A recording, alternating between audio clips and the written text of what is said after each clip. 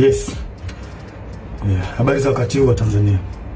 Kwa majina naitwa Captain Tesha, afisa kutoka Jeshi la Wananchi wa Tanzania katika kikosi cha Saki. Kwa maana kwamba ni shule ya anga ya kijeshi.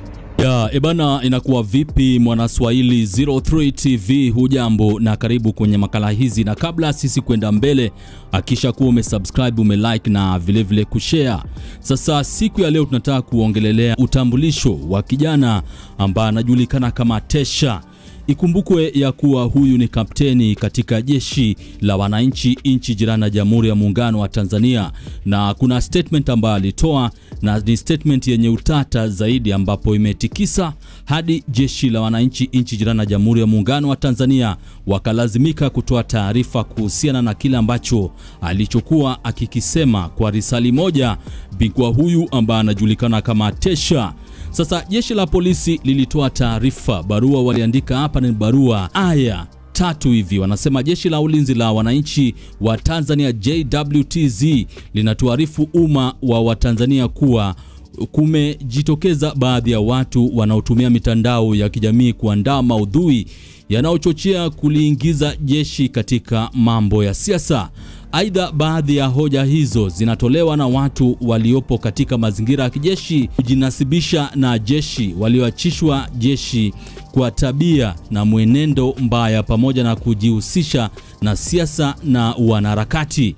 Kwa mantiki hiyo, JWTZ linapenda kutaarifu umma wa Tanzania kuwa linaendelea kutekeleza majukumu yake kikatiba kwa uaminifu, utii na uhodari kwa kuzingatia kiapo chetu. Sasa imeandikwa na Kanali Bernard Masali Mlunga, kaimu mkurugenzi wa habari na uhusiano, Jeshi la Ulinzi la Wananchi wa Tanzania. Ndugu wananchi, naitwa Kanali Bernard Masala Mlunga, kaimu mkurugenzi wa habari na uhusiano, Jeshi la Ulinzi la Wananchi wa Tanzania.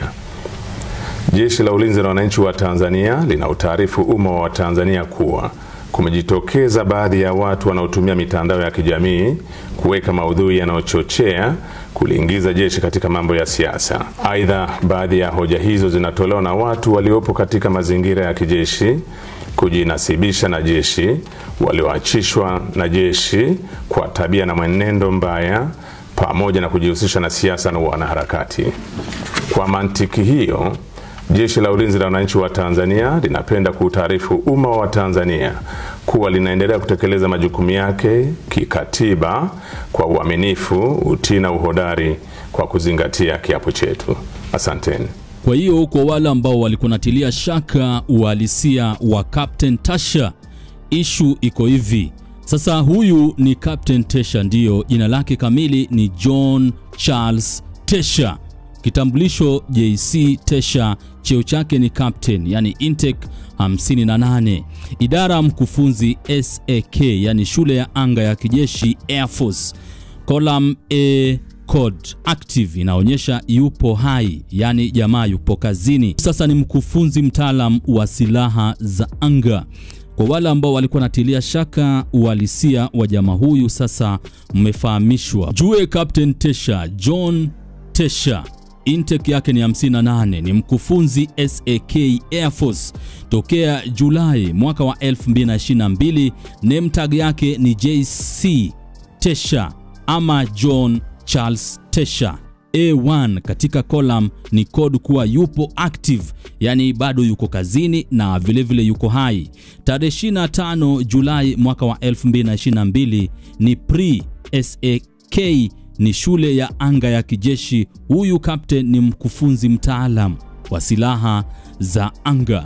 Kwa hiyo huyu ni jamaa ambaye anajulikana, yuko hai. Kwa mantiki hii inamaanisha kuwa ni jamaa ambaye bado yuko katika Jeshi la Wananchi nchi jirani la Jamhuri ya Muungano wa Tanzania, na taarifa hizi zinaonyesha kuwa bado yuko active, yani bado mtu ambaye yuko hai na vile yuko kazini, na jina lake kamili ni John Charles Tesha, mkufunzi huyu wa Air Force, ambapo ni mtaalam pia wa silaha za anga.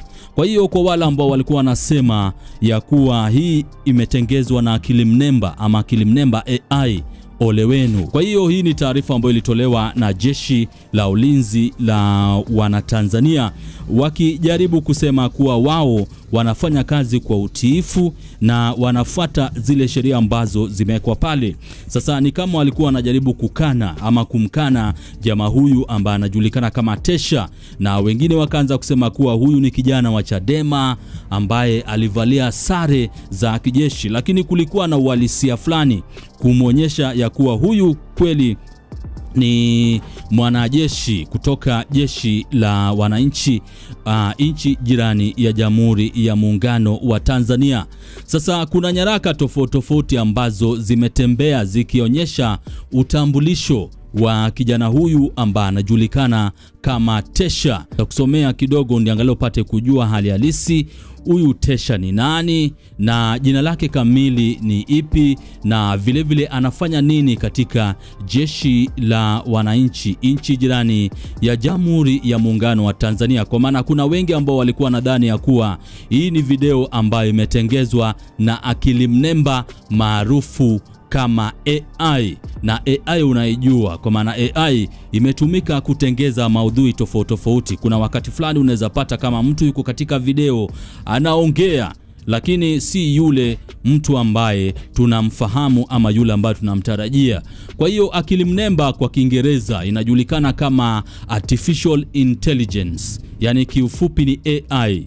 Ni nadharia na uundaji wa mifumo ya kompyuta yenye uwezo wa kutekeleza kazi ambazo kwa kawaida zinahitaji akili ya binadamu, kama kuona, kutambua sauti, kufanya maamuzi au kutafsiri lugha. Na teknolojia ya akili mnemba inatumika kwa kiwango kikubwa viwandani, serikalini na kwenye tafiti za kisayansi. Baadhi ya matumizi yenye wasifu mkubwa ya akili mnemba ni pamoja na injini ya utafutaji wa tovuti kama vile ya Google, mifumo ya mapendekezo inayotumika kwenye programu tumishi za YouTube, TikTok, Amazon na vile Netflix, kwenye utambulizi wa hotuba za binadamu kama Google Assistant, Siri na Alexa, kwenye magari yanayojiendesha kama Waymo, kwenye mifumo mikubwa ya lugha inayotumika kwenye roboti za mazungumzo kama ChatGPT na Gemini, kwa mfumo ya uzalishaji picha kama DALL-E, michezo ya kimkakati na kama chess na Go. Na ili kufikia malengo haya, watafiti wa akili mnemba wametumia na kuunganisha njia mbalimbali za kutatua matatizo, zikiwemo za utafutaji na uboreshaji wa kihisabati, mantiki rasmi, mitandao ya neva bandia na njia nyingine zinazotegemea takwimu, tafiti, shughuli na uchumi. Sasa akili mnemba pia inategemea elimu nafsia, isimu, falsafa, sayansi, neva na nyanja nyingine. Sasa hivyo ndo vile akili mnemba inatumika. Sasa kuna wengi ambao walikuwa wanaamini ya kuwa kijana huyu, hii video yake imetengezwa na akili mnemba. Kwa hiyo wengi walikuwa wanatilia shaka ishu ya kijana huyu ukijitokeza paruanja na kusema ya kuwa yeye akubaliane na vitu vingi ambavyo vinafanyika jeshini na vile nchi jirani ya Jamhuri ya Muungano wa Tanzania, ambapo alikuwa anasema kuwa Jeshi la Wananchi linafaa lichukue nini? Linafaa lichukue serikali kwa muda. Alafu kuna wengi ambao pia aliwataja akisema kuwa hawa ni watu ambao wamelemaza kile ambacho tunachokita haki na kuendeza uonevu nchi jirani na Jamhuri ya Muungano wa Tanzania. Alimtaja Aziz Rostam ambaye ni tajiri, na akamtaja pia Rais mstaafu Jakaya Mrisho Kikwete, na vile akawataja wale ambao walihusika katika kifo cha Rais ama hayati John Pombe Magufuli. Sasa kuna vile vitu ambavyo vinafanyika katika nyuma pazia, kwa maana kuna wale ambao wanasema kuwa huyu jamaa hafai. Hii ni akili mnemba, yani AI, imetengezwa na AI, lakini kwa uhalisia huyu ni jamaa ambaye amehudumu katika Jeshi la Wananchi nchi jirani ya Jamhuri ya Muungano wa Tanzania. Huyu ni jamaa ambaye ana uhalisia, ni mwananchi kutoka nchi jirani ya Jamhuri ya Muungano wa Tanzania na anahudumu katika Jeshi la Wananchi nchi jirani. Anajulikana kama John Charles Tesha.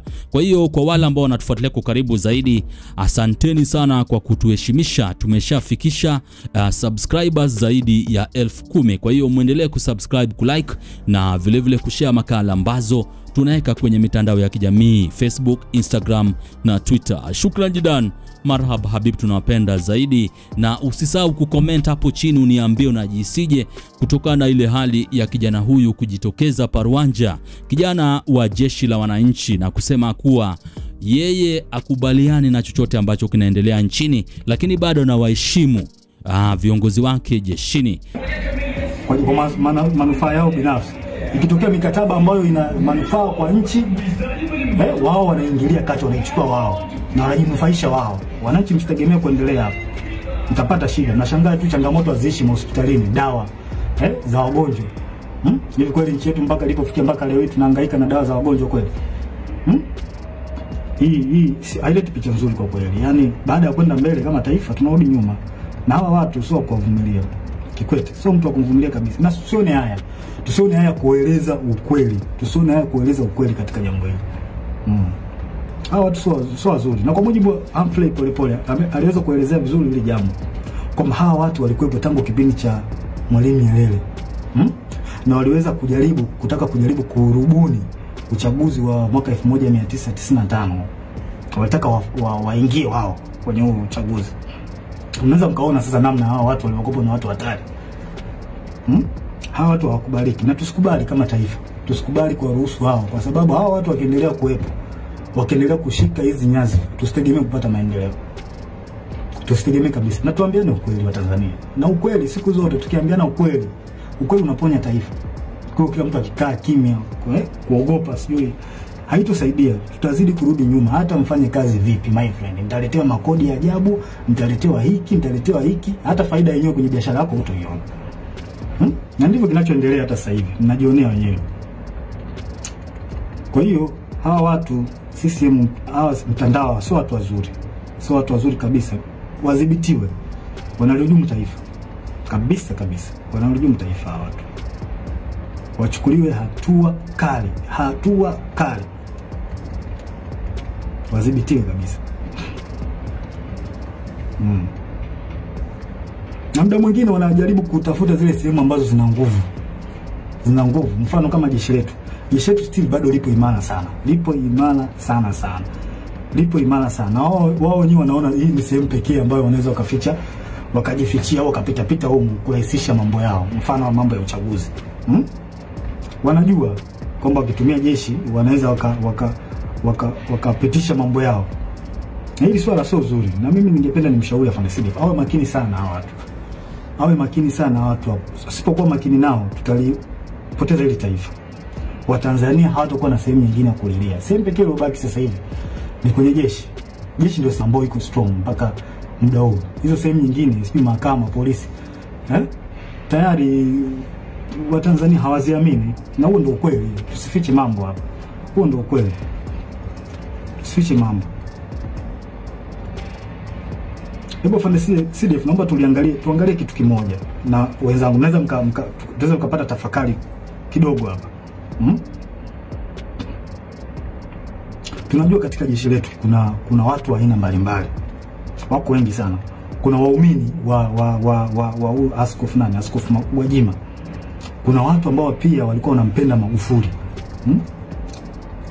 Kuna watu ambao pia ni waumini wa Roman Catholic. Na ambao pia wamesikitishwa sana na kupigwa kwa huyu padri wao Father Kitime. Kuna watu pia ambao ni watu ambao wanapenda haki. Wanachukizwa tu na mambo ambayo yanaendelea nchini. Wapo kwenye jeshi letu. Wapo watu wengi wazuri, wapo. Pia tuna watu ambao ni kabila la Kimasai ambao pia wameumizwa sana na swala ambalo linaendelea huko kwa ndugu zao, ikiwemo na wao wenyewe kuondolewa kwenye hii Ngorongoro na Loliondo, kufukuzwa. Wapo kwenye jeshi letu wa Masai, wapo. Wapo wengi sana. Pia kuna askari ambao ni ndugu, jamaa na marafiki na watu ambao waliotekwa na kuuawa. Wapo ambao wana undugu au wana urafiki. wapo. Wapo wengi. Sasa hebu tutafakari kitu kimoja. Sasa kama hawa watu wapo na kwa namna moja au nyingine wameumizwa na haya ambao au wameathirika kwa namna moja ama nyingine na baadhi ya matendo ya serikali. Kwa mfano kama kupigwa kwa Faza Kitima au Katoliki ambao ni askari watajisikiaje? Kufungiwa kwa kanisa kwa la Askofu Gwajima au waumini ambao ni askari kwenye jeshi letu watajisikiaje? Au Wamasai, maafisa na askari ambao ni Wamasai wamefukuzwa Ngorongoro huko ndugu zao au ongezekana wao wenyewe watajisikiaje? Hao askari na maafisa ambao ni wapenda haki wanapenda tu kuona kwamba nchi inaenda katika misingi ya haki. Wakiona haya yanayoendelea nchini watajisikiaje? Sasa vipi sasa ikionekana kwamba hao wanasiasa wanajaribu kulazimisha jeshi litumike kuwanufaisha wao, hasa chama tawala? Hawa watu hawa watajisikiaje? Watahisi vipi? Wakati chama tawala hicho ambacho kimeshika dola ndicho kilichowaumiza, kilicholeta machungu, kufungiwa kanisa, kufukuzwa kwa Masai Ngorongoro, wa Katoliki kwa Faza Kitima kupigwa. Unadhania watajisikiaje watu? Sijui mnanielewa? Kwa hiyo tujiepushe sana Afande Sidif, na kuomba mkuu wangu, tujiepushe sana kukubali au kukubaliana na hawa wanasiasa kujaribu kuweka mambo yao ya kisiasa, kututumia sisi kupitisha mambo yao ya kisiasa, kutembeza fia kwa Watanzania. Tusiruhusu watu wafanye hivyo. Tutaligawa jeshi. Hao wanajeshi hao waliofanywa haya yote nilioeleza, wana maumivu, tunajua wana maumivu makubwa kiasi gani? Wanajisikiaje kwa ambayo yanafanyika? Au waliotendewa ndugu zao, maaskofu zao, wanajisikiaje? Tunajua wanawaza nini kwenye akili zao? Je, vipi sasa wakihisi kwamba hao wanasiasa wanataka kulitumia jeshi lao, watajisikiaje? Si wataona kama jeshi nao limewatenga, liko upande wa watu ambao sio watu wazuri? Hii ni hatari sana kwa taifa. Tusikubaliane nayo hata mara moja. Na mimi binafsi sikubaliani nayo. Sikubali jeshi kuhusishwa na mambo ya siasa kwa sababu ni hatari. Ni hatari kwa taifa. Tuambiane ukweli. Yaani ukweli utatusaidia sana. Na haya mambo hata alishasema baba wa taifa Mzee Warioba alishakataza sana. Tusirihusishe jeshi kwenye mambo ya siasa. Tutaharibu nchi. Tutaleta mgawanyo mkubwa sana. Tenda mambo. Kuna maaskari na maafisa ambao wanapendezwa sana na the way huyu nani mwenyekiti wa Chadema Tundu Lissu anavyofanya hizo siasa zake, wanapendezwa nao. Huwezi kumlazimisha mtu, hivyo kitu kipo moyoni mwake. Sasa vipi sasa wakiona kwamba jeshi linahusishwa na wanasiasa wanalitumia kwenye mambo ya watu watawala ambao wamemzuru au wanaendelea kumshikilia vibaya huyo nani wao Tundu Lissu, watajisikiaje? Tunatengeneza bomu ambalo linaweza kuja kutulipukia baadaye tukashindwa kulidhibiti. Tujiepushe sana na haya mambo. Sio mambo mazuri kabisa, yanahatarisha taifa letu kwa kweli. Tusiweze kuyavumilia kabisa, tuwe wazi kuyaongea.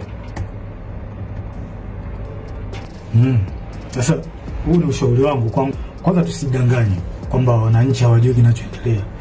Hilo swali inabidi tulitoe kabisa akilini mwetu kwamba wananchi hawajui wananchi wanajua vizuri kinachoendelea.